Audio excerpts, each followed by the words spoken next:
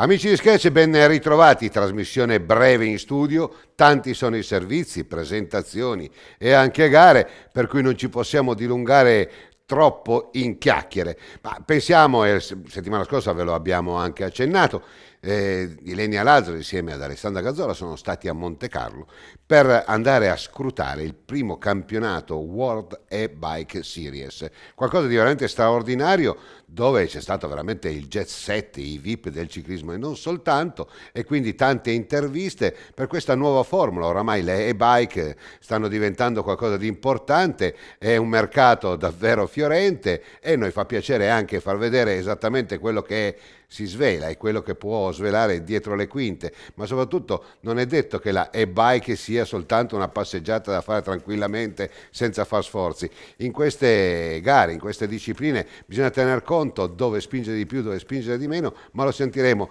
attraverso le interviste di Ilenia Lazzaro.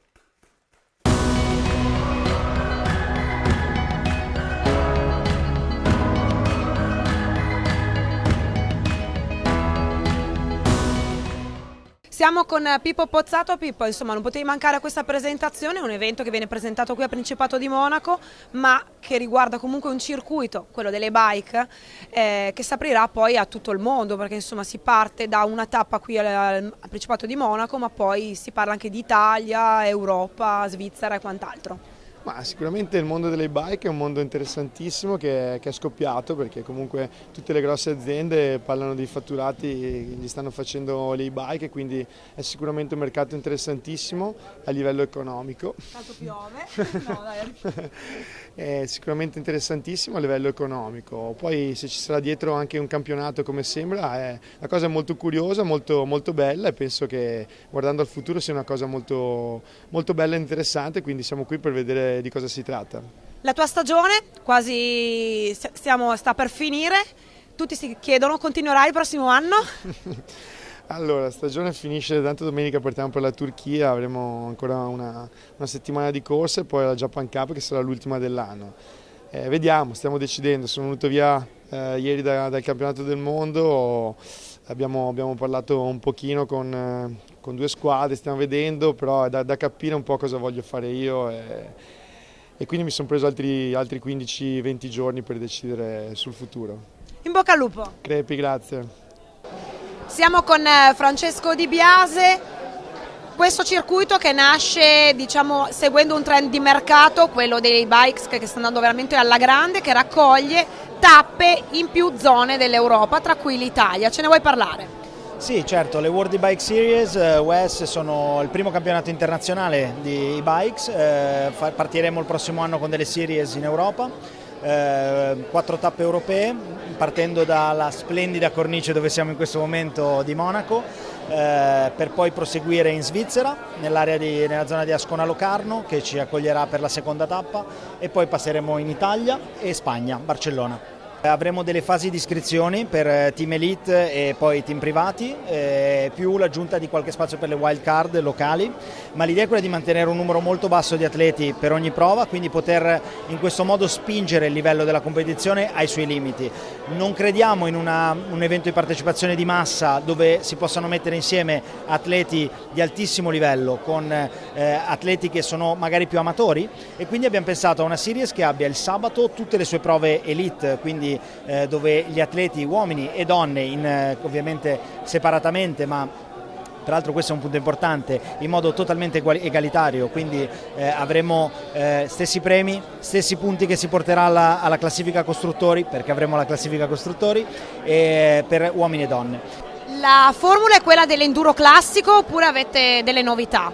La formula è quella dell'enduro classico, ma con degli accorgimenti per renderlo diciamo perfetto per l'e-bikes. L'e-bike aggiunge necessariamente delle componenti in più, delle componenti di strategia.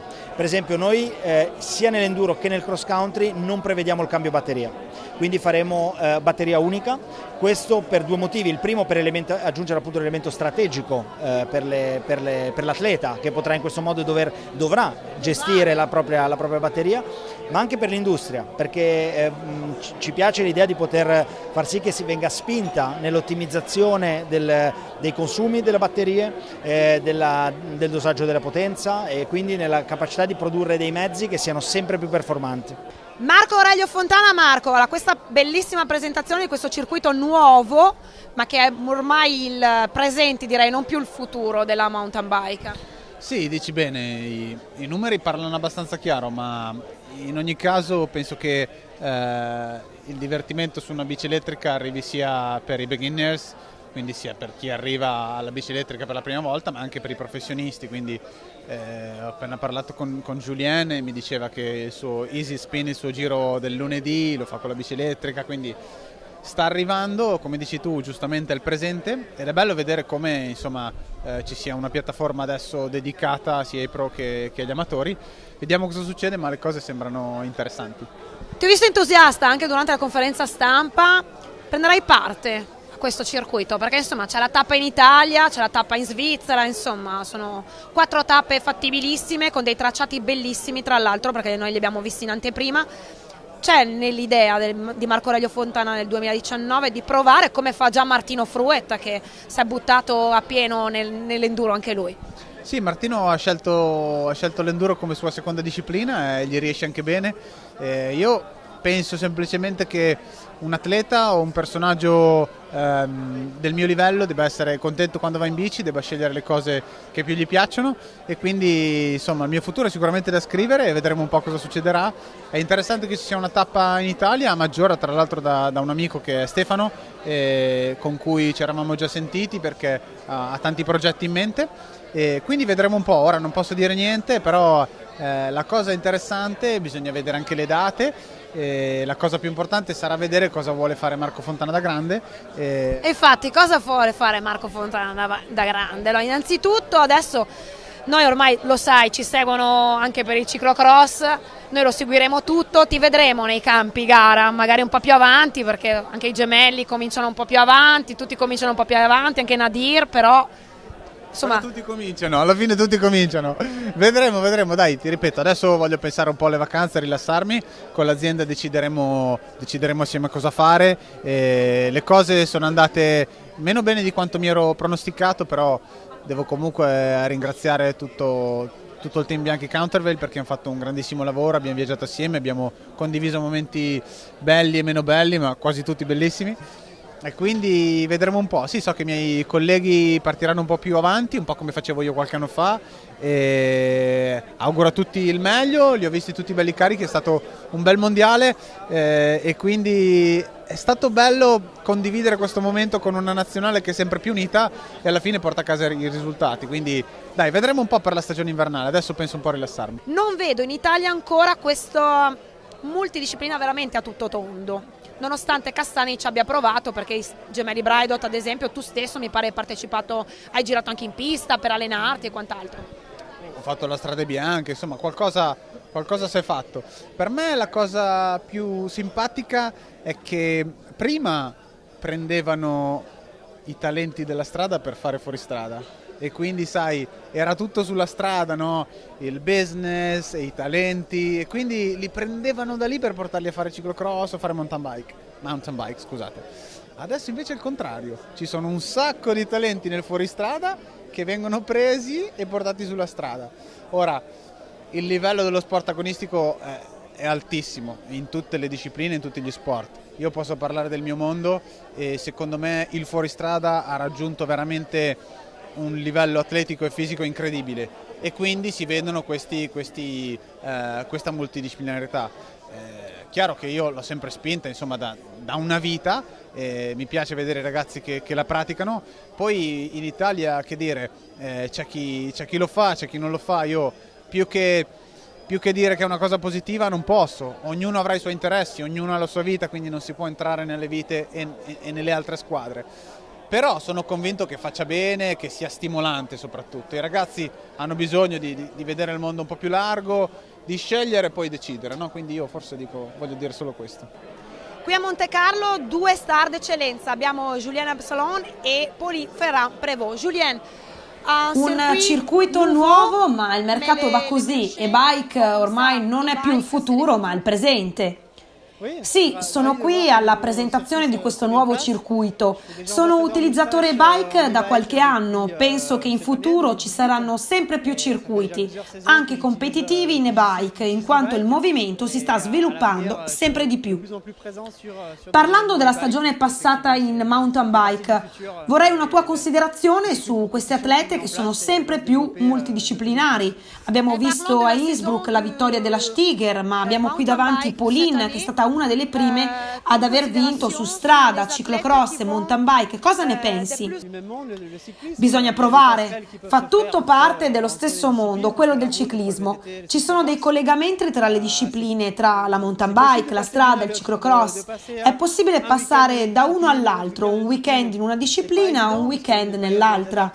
Ci vuole un periodo di adattamento, certo, ma è possibile passare dal fuoristrada alla strada, un po' più difficile passare dalla strada all'off-road. Come abbiamo visto, molti corridori del fuoristrada hanno ben performato anche su strada quest'anno. Il tuo futuro? Sarai manager, commentatore o altro? Ho molti progetti davanti a me. Manager sicuramente del mio team Absolute Epsilon, commentatore in qualche occasione per la TV francese, ambassador della ditta e-bike Moustache. Pauline, per te è una bella stagione in mountain bike. Ora, come hai chiesto ai tuoi fans su Instagram, cosa farai? Farai ciclocross oppure no? Sì, ho fatto una bella stagione, ora farò 3 settimane di riposo e riprenderò il ciclocross a dicembre, prima dei mondiali in Danimarca. E poi resterai con Canyon SRAM oppure opterai per qualche altro team? Resterò con Canyon per qualche gara su strada, ma sarò sicuramente più focalizzata sul mountain bike, sia nel prossimo anno che in quello dopo, dove ci saranno le Olimpiadi. Il mio obiettivo resta la mountain bike. Siamo con Thierry Maréchal, presidente della commissione mountain bike dell'UCI. Monsieur Maréchal, abbiamo visto ieri la presentazione di questo nuovo circuito. Il signor Di Biase ci ha detto che sono parecchi anni che l'UCI sta lavorando con VES per creare un circuito come questo.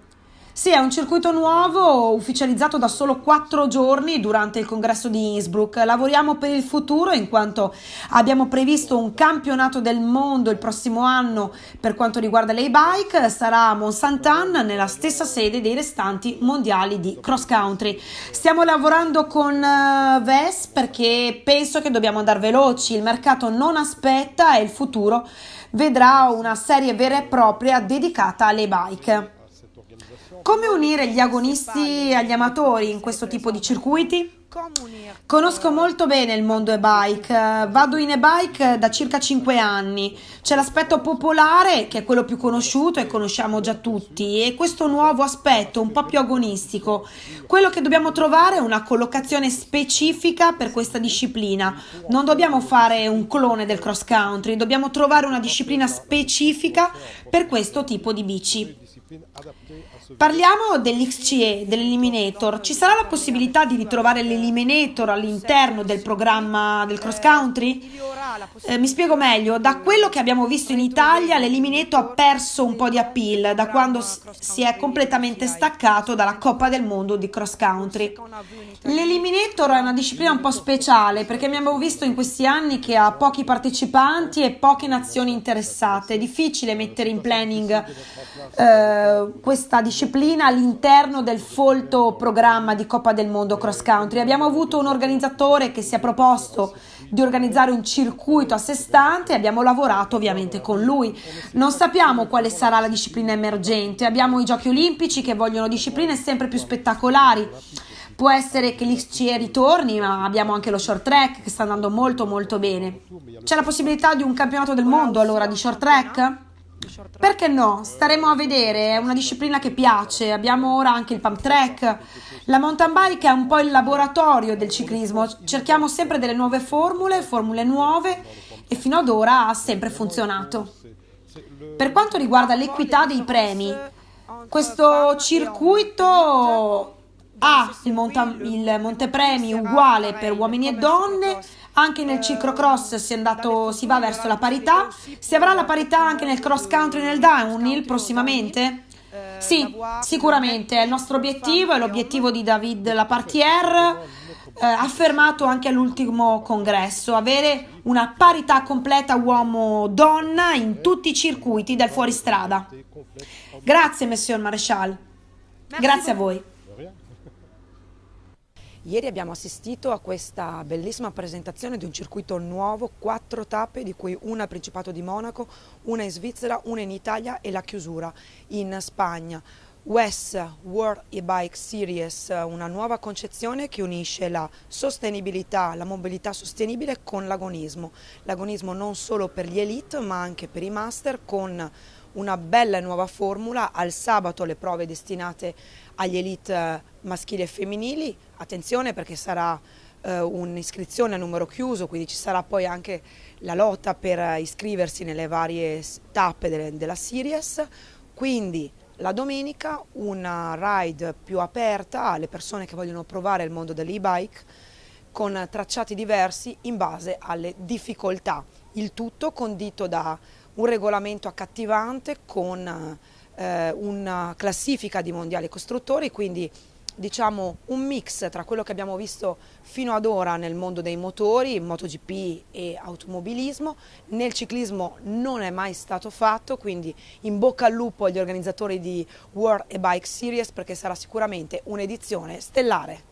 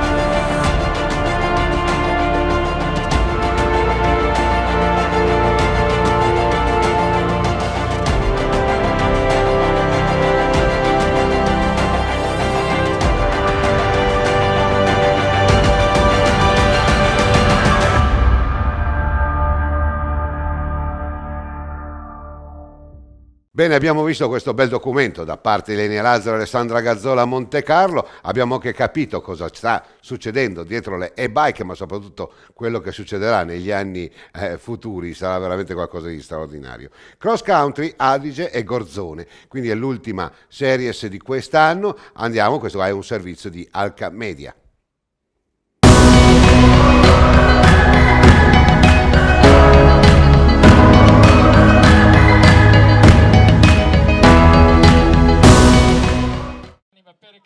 Ventiquattresima edizione del cross country tra Adige e Gorzone a Rottanova nel Veneziano, tappa del trofeo d'autunno circuito Veneto cross country che chiude la stagione agonistica in regione.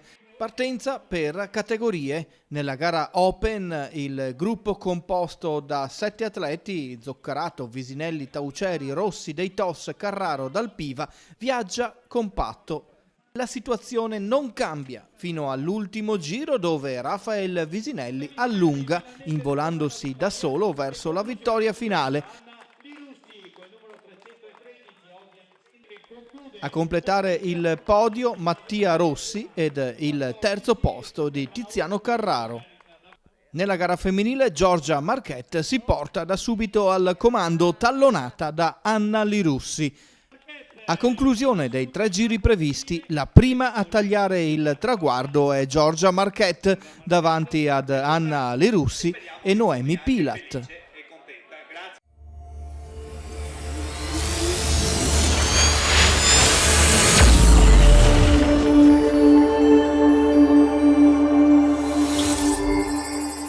Siamo stati al velodromo Rino Mercante, dove Alessandro Rossi ha messo in piedi il nuovo centropista intitolato al suo suocero, il compianto Cipriano Chemello.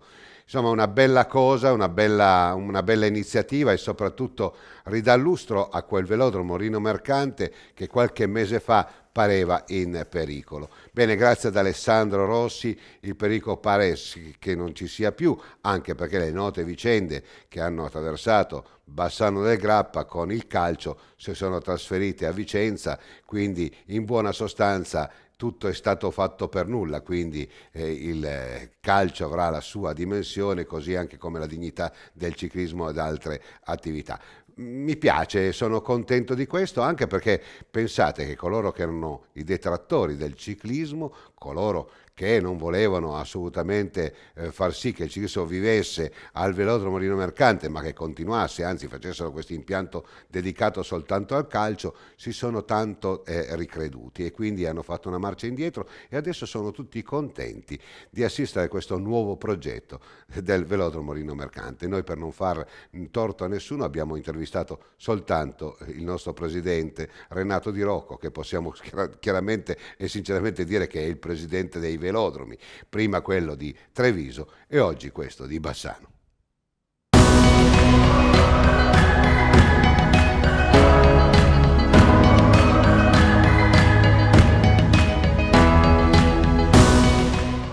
Presidente, benvenuto a Bassano. Oggi è una ricorrenza importante, questo velodromo che apre è anche un modo per ricordare la figura di Cipriano Chemello, che credo che sia stata una pietra miliare. Beh sì, mi fa molto piacere che abbiano pensato a lui come scuola di ciclismo, in un impianto che per noi è la storia del ciclismo, poi per chi l'ha conosciuto sicuramente ben comprende il talento, lo spessore culturale e le competenze che aveva per il ciclismo, soprattutto in fase di avviamento. Oggi molti atleti, ma non solo quelli del ciclismo, anche i calciatori, si parla addirittura in Serie A di mancanza di fondamentali. Ecco, con Chemello e con Cipriano si partiva da lì, dalla prima impostazione, salire in bicicletta, dalla pedalata, dalla posizione, da come si doveva tenere il pedale in curva e quanto altre, proprio le nozioni che probabilmente mancano ancora oggi.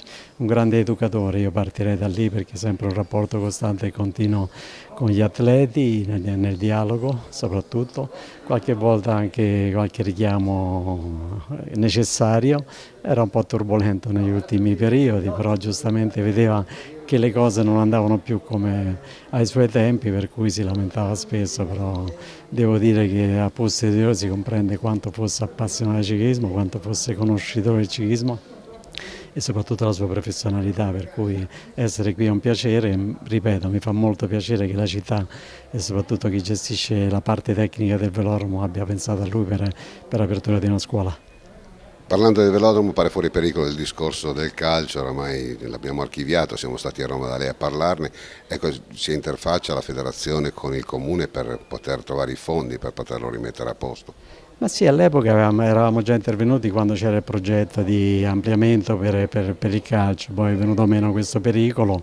Io credo che il dialogo ci sia sempre, però insomma il velodromo è attività tecnica, però all'interno del velodromo si muovono molte attività che non sono solo ciclismo, e soprattutto quando si parla di giovani non si parla di ciclismo, si parla di attività sociale, di, come dire, impegnare gli atleti in uno sport sano, che è una scuola di formazione che li abitua al sacrificio, al rispetto delle regole, a confrontarsi con i propri colleghi, per cui io credo che ci stia anche un'attività che il comune deve guardare al di là dell'aspetto sportivo. Poi se sull'aspetto sportivo necessita, quello lo facciamo, però Bassano, nonostante il fermo, per noi è riconosciuto come centro di prima fascia, per cui quei contributi che la federazione eroga per avere il tecnico, per avere il minimo di assistenza meccanica, quello era stato garantito anche nei momenti in cui non si svolgeva l'attività, proprio perché sappiamo che Bassano converge tanti interessi di società e di attività. Noi la ringraziamo e le auguriamo un buon rientro. Grazie a voi per il sostegno sempre totale per il ciclismo. E adesso ci trasferiamo per la cronometro, campionati italiani svoltisi in Piemonte, una bella organizzazione, qualche polemica, ma ci sta, e quindi questo è il servizio di Christian Bon con Atlantide Video Service.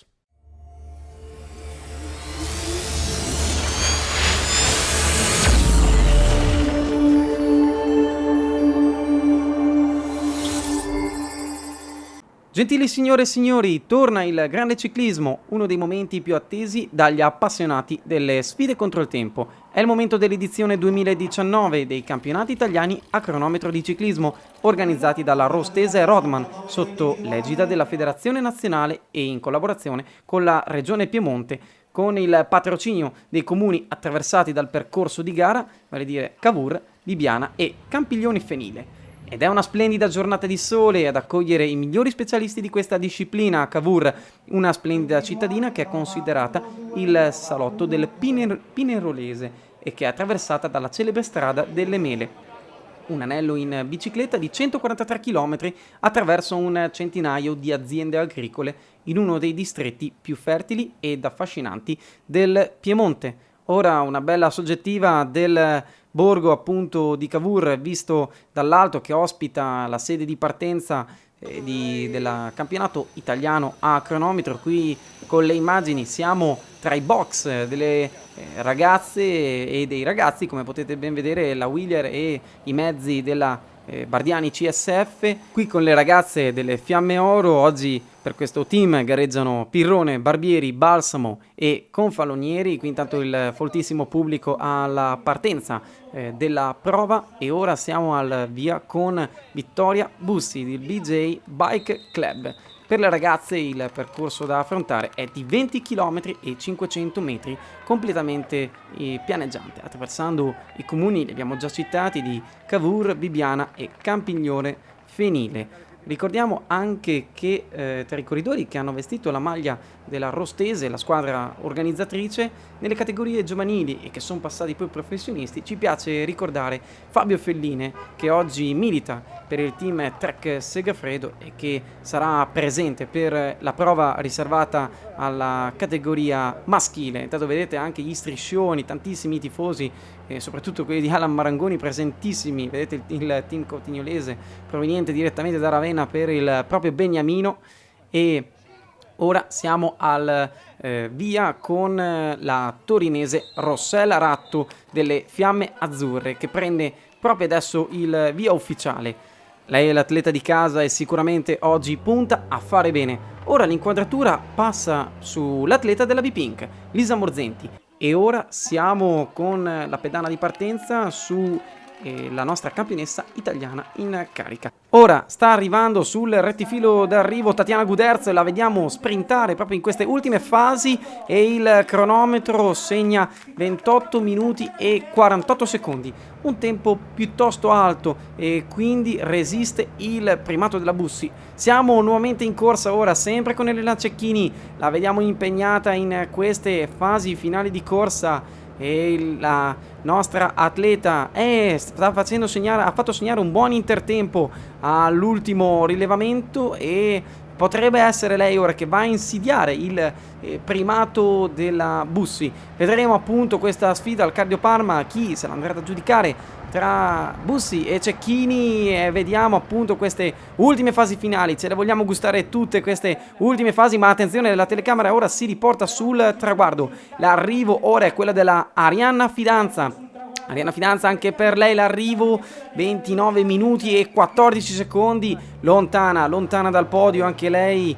Fidanza comunque si è ben distinta anche lei quest'anno al Velodromo Vigorelli, che quest'anno tra l'altro ha riaperto e ha tenuto dove si sono disputati i campionati italiani di ciclismo su pista, e adesso nuovamente siamo in corsa a 5 km dalla conclusione con il dorsale 1 Elisa Longoborghini, che ha fatto segnare un ottimo intertempo all'ultimo rilevamento anche lei, e che quindi sta andando a insidiare i tempi di Ratto e di Cecchini.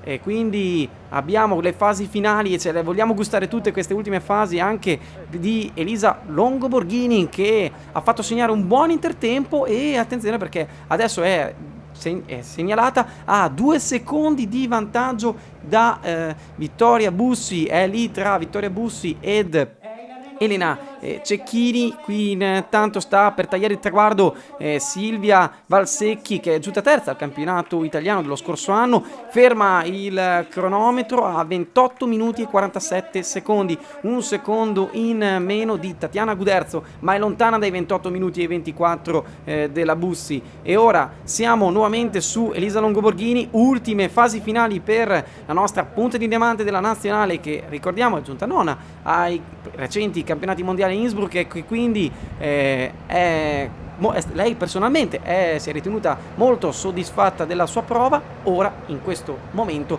sta dando tutto, e vedete come sta digrignando i denti Elisa Longoborghini per andare a cercare di prendere lei a indossare alla fine di questa giornata qui a Cavour in Piemonte la maglia tricolore per quanto riguarda il campionato italiano. E ora il tempo della Elena Cecchini, che completa il percorso in 28 minuti e 13 secondi, è il nuovo miglior tempo, e ora manca solo Elisa Longoborghini.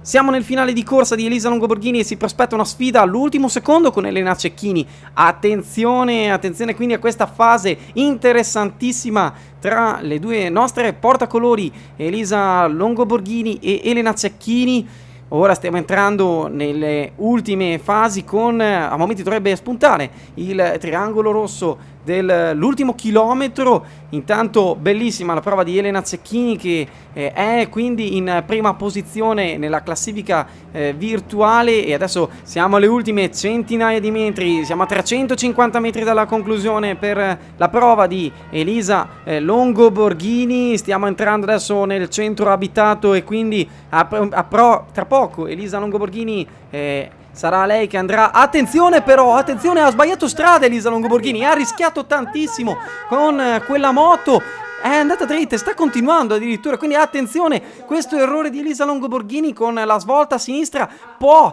sicuramente pone fine alle sue speranze di andarsi ad aggiudicare il campionato italiano, che è definitivamente compromesso. Infatti arriva completamente delusa da quanto è successo, che arriva tra gli applausi comunque sia del pubblico, e quindi Elena Cecchini è la nuova campionessa italiana a cronometro, e quindi è bruttissima questo esito per Elisa Longoborghini, che arriva desolata al traguardo. E qui la nuova campionessa italiana, che adesso è proprio Daniela Isetti che va a consegnare la maglia tricolore e a complimentarsi con Elena Cecchini, ecco, che viene medagliata della medaglia d'oro. In seconda posizione si è posizionata a 11 secondi per il Team Bike Club ASD Vittoria Bussi, terza posizione per il gruppo sportivo Fiamme Oro Rossella Ratto. E ora l'attenzione va per l'inno nazionale italiano.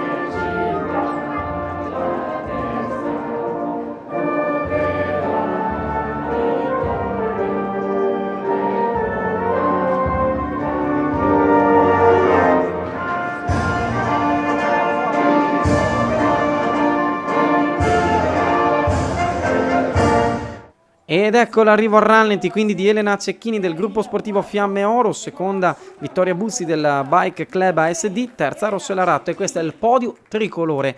Una bella vittoria quella di Elena Cecchini, peccato per Elisa Longoborghini, che si è soltanto classificata in nona posizione e che ha avuto quell'incertezza finale. E ora adesso siamo con la prova maschile per quanto riguarda la partenza di Eddie Seidlitz, stagista con l'Androni Giocattoli Siderbeck. Per i maschi il percorso è più lungo, le ragazze avevano 20,5 km da fare, mentre per i ragazzi invece è 41 km spaccati, con il circuito delle donne che è percorso quindi esattamente per 2 volte. Ora adesso però siamo con le battute finali per Boaro, che taglia il traguardo con 51 minuti e 06 secondi e balza al comando della classifica provvisoria. Ora la partenza in pedana è per Fabio Felline, secondo lo scorso anno al campionato italiano, per l'atleta della Trek Segafredo, che da giovane ha vestito proprio i colori, l'abbiamo citato in apertura della corsa, i colori della ciclistica rostese, la squadra organizzatrice. Ora con Fabio Felline, dorsale numero 2 della Trek Segafredo, vediamo l'affrontare di questa curva, lui che ha preso un buon ritmo di corsa e subito nelle prime fasi, al primo intertempo, ha fatto segnare un buon tempo. Vediamo adesso appunto con le nostre telecamere, rimaniamo proprio su di lui, sull'atleta di casa, atleta che sicuramente punta a fare bene perché è attorniato da tutto il suo pubblico e quindi sente maggiormente la prova e la sente sua questa, che lui conosce bene questo percorso e sicuramente ha modo quindi di poter avere una visione un pochettino più completa rispetto ai compagni, anche se il circuito non presenta, l'abbiamo detto già più volte, difficoltà altimetriche e punti particolarmente insidiosi. Una stagione dopo tutto quella di Fabio Felline che è andata nel complesso bene.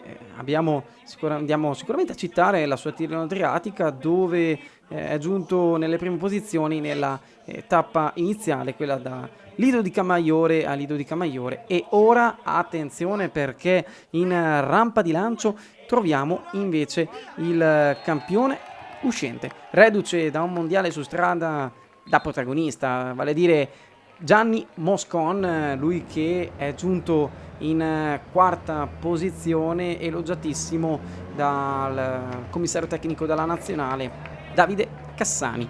E ora nuovamente in corsa con l'atleta di casa, con Fabio Felline, che adesso in questo momento ha attraversato l'arco, lo striscione dell'arrivo, passando sotto per l'ultimo giro, e quindi adesso siamo in queste fasi dove Fabio Felline ha fatto registrare dei buoni tempi, perché ha soltanto pochi secondi di scarto da Filippo Ganna rispetto all'intertempo che Filippo ha fatto segnare proprio sotto lo striscione d'arrivo. Siamo sempre con le immagini su Felline, che quindi ha ricominciato nuovamente il circuito di 20 km e mezzo, e ora con le immagini all'arrivo seguiamo questo finale appunto di Filippo Ganna, che con una prova con la P maiuscola ferma il cronometro su 48 minuti e 24 secondi, e quindi è un testa a testa finale tra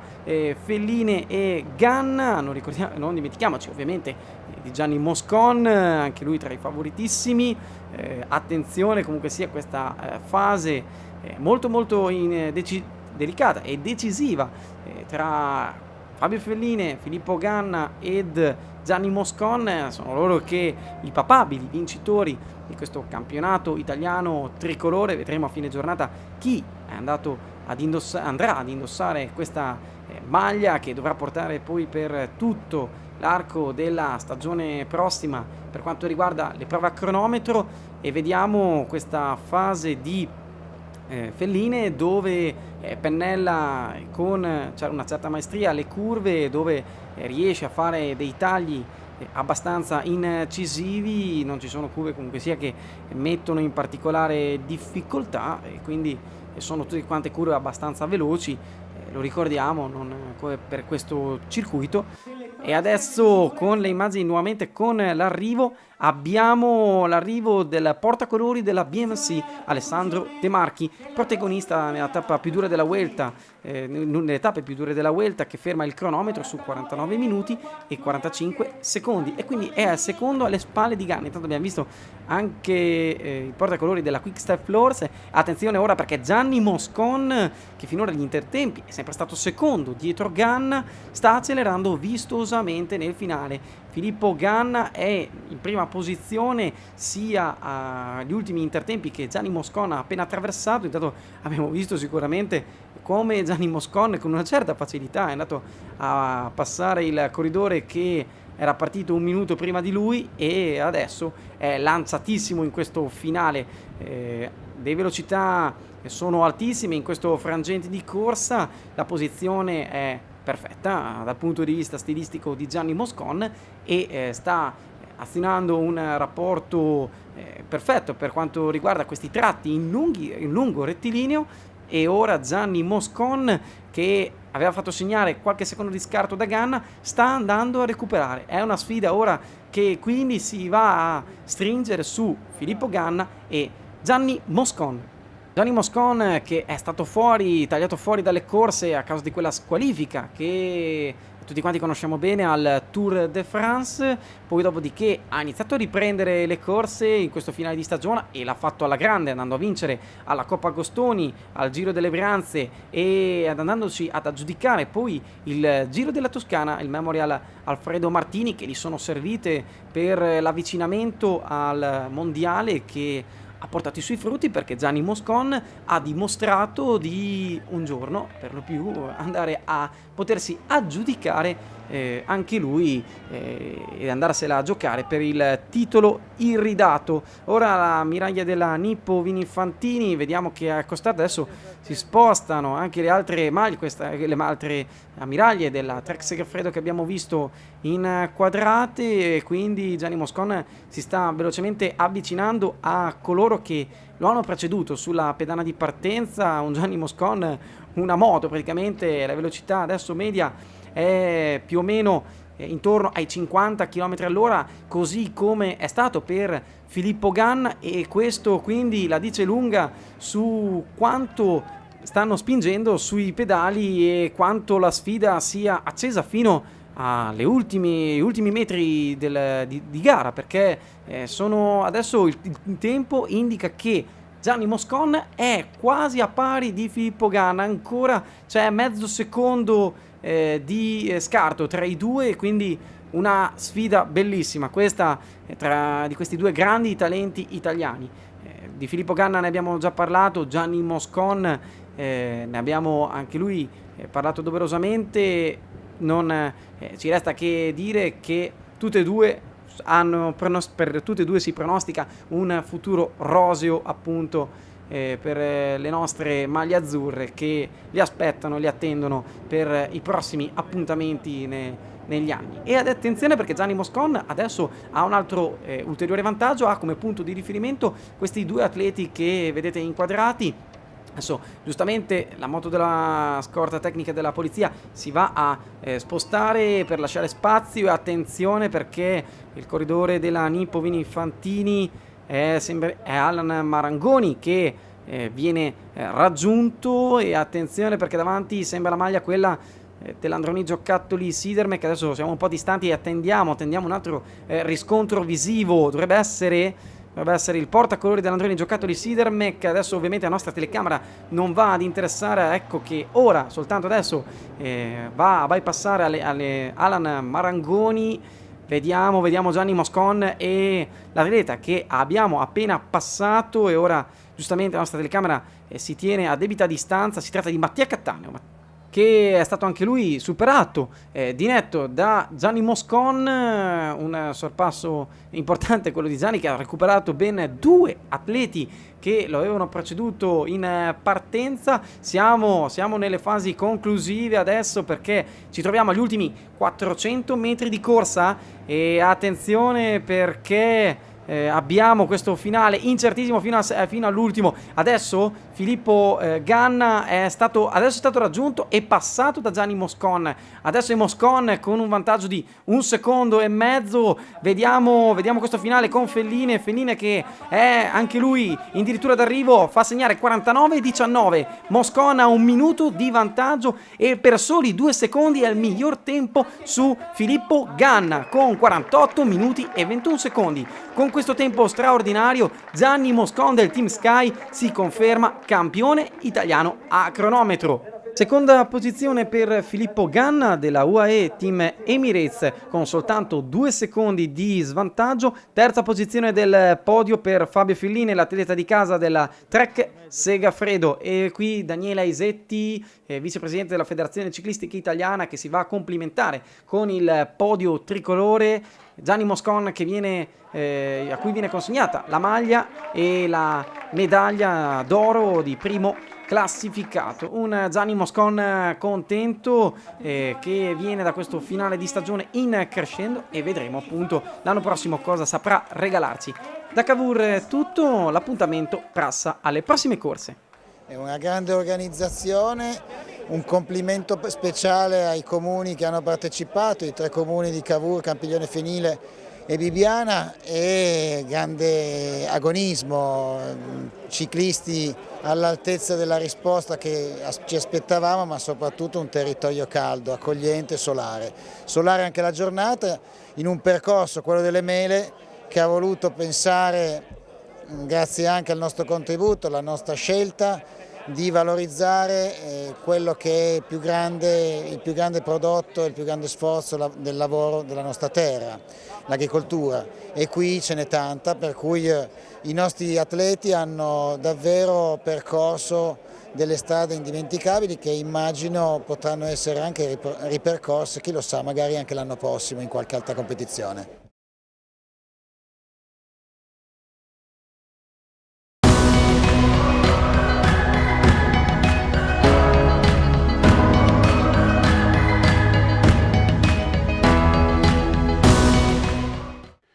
Ultimo servizio, siamo andati con le nostre telecamere al Calinferno, dove è consuetudine, diciamo così, l'overture, il vernissage del trofeo Mastercross e il trofeo Triveneto di ciclocross. Quest'anno noi il trofeo Triveneto lo faremo vedere tutto, insomma, come è consuetudine. Noi promettiamo e cerchiamo di mantenere, anche perché se si promette qualcosa agli organizzatori e poi gli organizzatori ne vengono delusi, purtroppo fanno brutte figure con i loro sponsor e quindi di conseguenza perde di credibilità tutto il sistema. Noi come Scratch abbiamo sempre cercato di fare le cose in maniera, diciamo così, non modesta, ma moderata. Si prometteva e quello che si prometteva eravamo in grado di poterlo mantenere. Come oggi lo faremo con il Trofeo Triveneto per alcune gare del Mastercross.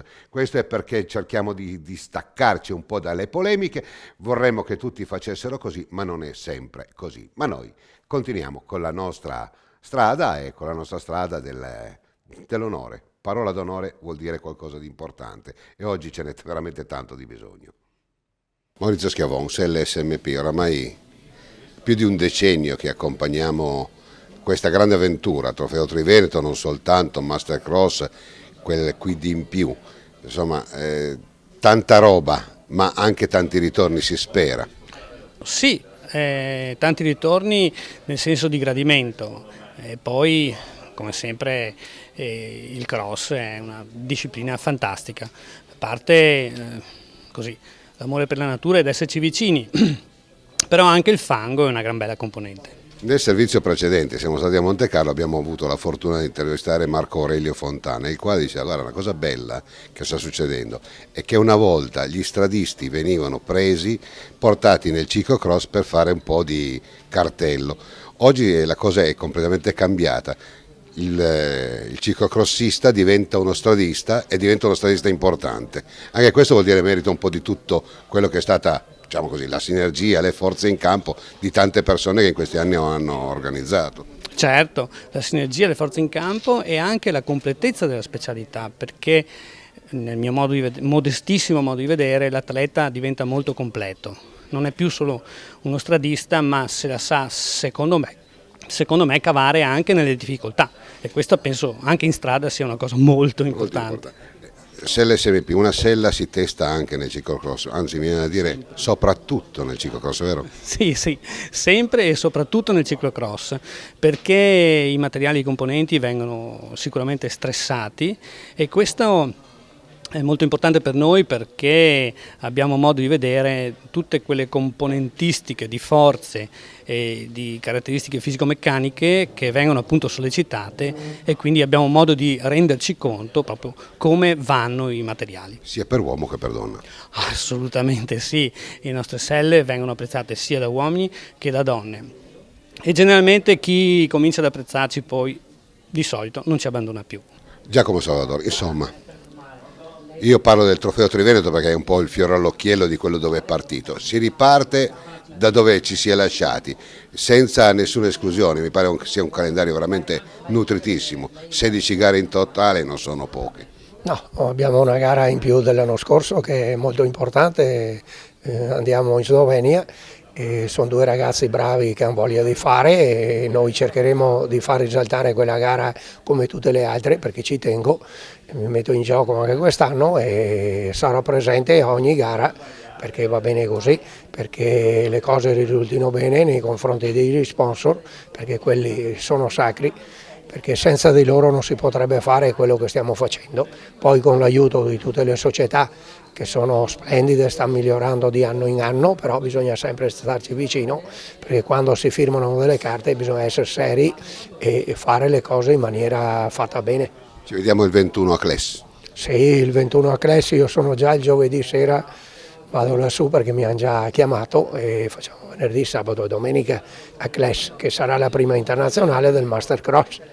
Mirko Baratin, insomma, parliamo del Master Cross, no? Queste che sono un po' il fiore all'occhiello, gare internazionali hanno un pregio particolare, insomma, coperture ce ne sono, coperture non soltanto finanziarie, ma la copertura, diciamo così, mediatica. Sì, sono 5 tappe quest'anno, abbracciano 4 regioni e le coperture ci sono, abbiamo la possibilità di andare su Rai Sport, poi sarà trasmessa anche da voi, da Scratch, le immagini del Master Cross, quindi diciamo che dalla parte mediatica siamo coperti, in più abbiamo la copertura tramite addetto stampa che sarà Ilenia Lazzaro e di Facebook, e quindi diciamo aspettiamo solo 10 giorni per partire, insomma. Presidente, tra inaugurazioni di velodromi come nel caso del Rino Mercante e l'apertura del Trofeo Triveneto e il Master Cross, insomma, per quanto riguarda il comparto veneto, insomma, sempre presenti. Beh, il ciclismo nel Veneto è vivo, diciamo questo, per cui ogni manifestazione è degna di essere vissuta in pienezza e credo che bisogna dare soddisfazione e opportunità a tutti quelli che hanno delle idee e portano avanti dei progetti. Il progetto del Triveneto Ciclocross è storia del ciclismo del Veneto, non solo del Veneto, il Triveneto è un torneo che ha fatto storia in Italia, per cui questa sera essere qui è una festa, insomma. Ci troviamo con tanti amici e con tante persone che hanno passione per questa specialità. Parliamo di Scorzè, mi viene in mente soltanto lo sponsor che vi segue oramai da più di 30 anni, la Carto Veneta. Beh, la Carto Veneta sì, ma la Carto Veneta ci sostiene non solo il Ciclocross ma anche nelle altre attività. Prima era il padrone, era Bruno, oggi sono i figli che continuano, non solo, ho l'orgoglio che ci danno un sostegno anche al comitato regionale, ci offrono ogni anno 2000 magliette per i nostri ragazzi che vanno alle trasferte eccetera, per cui insomma per me è una bella gioia. Grazie Presidente. Grazie a voi e continuate, ci vediamo quest'inverno. Freddo, pioggia o l'influenza non ce la becchiamo. Sarà uno spettacolo. Chiudiamo questa trasmissione, abbiamo detto pochissimi minuti in studio, tante interviste, tanti contributi. L'appuntamento è per settimana prossima, tanti servizi, tante le sorprese e speriamo di rivedere di nuovo Ilenia Lazzaro qui in studio. Arrivederci, a settimana prossima.